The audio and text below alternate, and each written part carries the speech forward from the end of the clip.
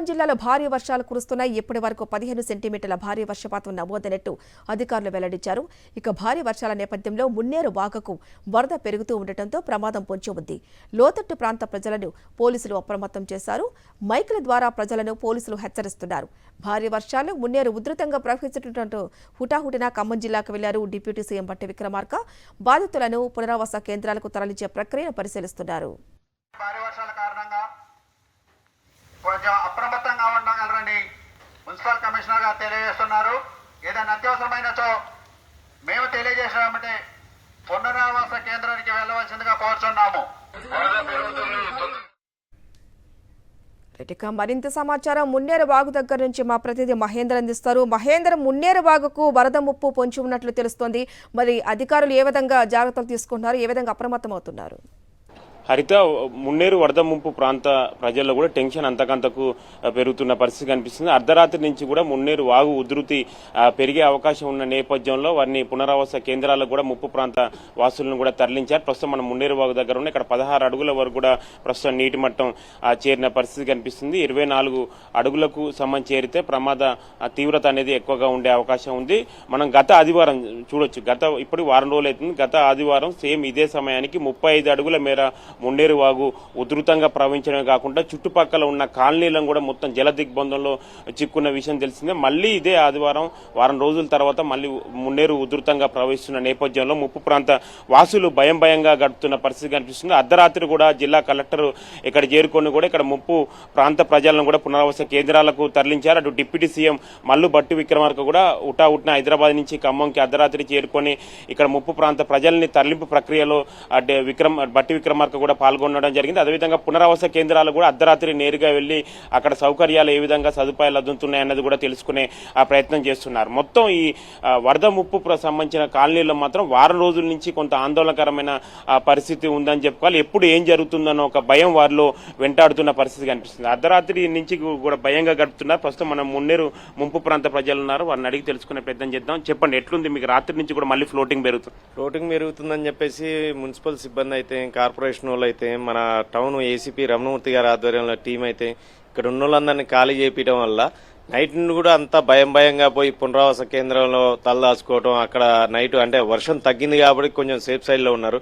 అదే చినుకులు కండిషన్ అయినట్టయితే అక్కడ కూర్చోడానికి లేక అదంతా బురదమయంతో చాలా ఇబ్బంది పడుతూ. పునరావాస కేంద్రాల సౌకర్యాలు సరిగా లేవా?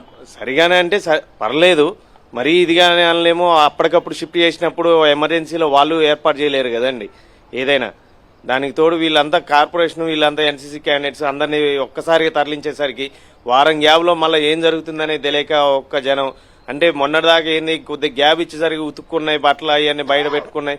మళ్ళీ ఇవన్నీ సడన్ గా లోపల వేసుకొని ఇవన్నీ అంటే ఇల్లు ఉంటాయా పోతాయా ఏంది అర్థం కాక ఎక్కడోళ్ళు అక్కడ బిక్కు అనుకుంటూ రాత్రి అంతా నిద్ర లేకుండా ఉన్నారు మున్నేరు ప్రజలు. చెప్పండి, ఎట్లుంది మున్నేరు ముంపు ప్రాంతాల్లో ప్రస్తుతం పరిస్థితి ఎట్లుంది? ఎట్లా మీరు రాత్రి నుంచి కూడా ఖాళీ చేయించారు? రాత్రి నుంచి ఖాళీ చేయించారు కానీ గత వారం రోజులు జరిగినటువంటి పరిస్థితులు పునరావృతం కాకుండా చూసుకున్నట్టయితే మంచిగా ఉంటుందని మా ఆలోచన. అట్లాగే పునరావాస కేంద్రాల్లో కూడా మంచి ఫెసిలిటీస్ కల్పించాల్సిందిగా కోరుచున్నాం. మీరు చెప్పండి, అంటే ఎట్లున్నది ముప్పు ప్రాంత ప్రజలు? మీరు ఎట్లుంది? మీకు ఎట్లుండేది ఏం సార్, ఏ ఇంటిని కూడా వెళ్ళిపెట్టలేదు. ఒక్కొక్క నియోజకవర్గానికి ఈ వార్డుకి 2000 ఇండ్లు ఉన్నాయి. 2000 ఇళ్లలో కూడా ఒక్క ఇంటిని కూడా వదిలిపెట్టలే. బొక్కలగడ్డ కానీ, మోతీనగర్ కానీ, పద్మావతి నగర్ కానీ, వెంకటేశ్వర నగర్ కానీ ఎక్కడ దేన్ని వదిలిపెట్టలేదు. ఆయన ఇతర 10,000 కూడా దేనికన్నా దాని పైన కొత్త అనుకుంటే వంట బల్లాలకి, వాటికి వంట సామాగ్రికి, వండుకొని తినడానికి కొత్త అనుకుంటే అయ్యి పడలేదు. ఇప్పుడు దాదాపుగా ఒక ఇంటికి 2 లక్షల పైన నష్టం కానీ అంతకన్నా తక్కువ లేనే లేదు. అది మా పరిస్థితి. అంటే రాత్రి నుంచి అధికారులు మిమ్మల్ని అప్రమత్తం చేస్తున్నారా? మళ్ళీ ఫ్లోటింగ్ పెరిగా? లేదు, ఫ్లోటింగ్ పెరుగుతుందని ఖాళీ చేపించారు, బయటకు వెళ్ళిపోయాం. అక్కడ కూడా ఇంతమందికి ఎవరైనా ఏం సాయం చేయగలుగుతారండి?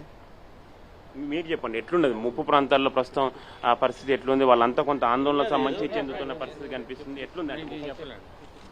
చాలా వరకు కూడా ఆందోళన సంబంధించి చెందుతున్న పరిస్థితి కనిపిస్తుంది. మొత్తం ఇక్కడ ఒక భయంగా గడుపుతున్నారు. ఎక్కడ చూసినా కానీ ఒక టెన్షన్ వాతావరణం అయితే నెలకొంది. ఎట్లుందండి ముప్పు ప్రాంతాల్లో? ఎట్లుంది?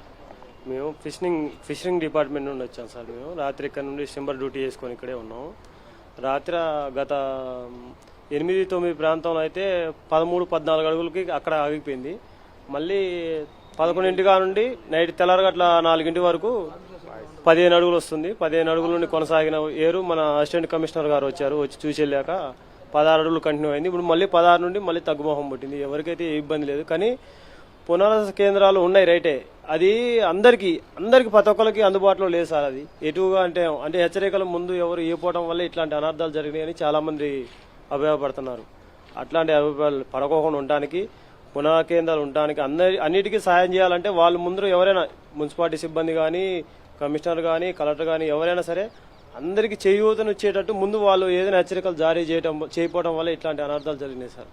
అంటే డ్యామేజ్ తీవ్రత ఎక్కువగా ఉండడంతో కూడా వాళ్ళు ఆందోళనకు సంబంధించి చెందుతున్న పరిస్థితి కనిపిస్తుంది. ఇప్పటికే వారం రోజుల నుంచి కూడా మేము కోలుకోలేని స్థితిలో ఉన్నాం. మళ్ళీ ఇప్పుడు మున్నేరు ఉధృతంగా ప్రవహిస్తున్న నేపథ్యంలో మళ్ళీ ఆందోళనకు సంబంధించి పెరుగుతుందని కూడా చెప్తున్నారు. వాళ్ళు క్లీనింగ్ సంబంధించి ప్రక్రియ సంబంధించి ఇప్పటికే వారం రోజుల నుంచి చేసుకున్నారు. మళ్ళీ పెరుగుతున్న నేపథ్యంలో అన్ని 10 డివిజన్లలో ఇదే పరిస్థితి ఉంది. అయితే మరో 24 గంటల పాటు కూడా అప్రమత్తంగా ఉండాలని కూడా జిల్లా అధికార యంత్రాంగం సూచిస్తుంది. ఇటు మంత్రులు కూడా ఇదే చెప్తున్నారు, రాష్ట్ర ప్రభుత్వం కూడా ఇదే చెప్తుంది. ఖచ్చితంగా 24 గంటల పాటు కూడా అప్రమత్తంగా ఉండి మళ్ళీ సాధారణ స్థితి వచ్చిన తర్వాతనే పునరావాస కేంద్రాల నుంచి వారి ఇళ్లలోకి వెళ్ళాలి. ఇంకెవరైనా వెళ్ళని వారు ఉంటే మాత్రం తక్షణమే వెళ్లాలని కూడా అధికారులు సూచిస్తున్న పరిస్థితి కనిపిస్తుంది. హరిత, థ్యాంక్ యూ మహేందర్.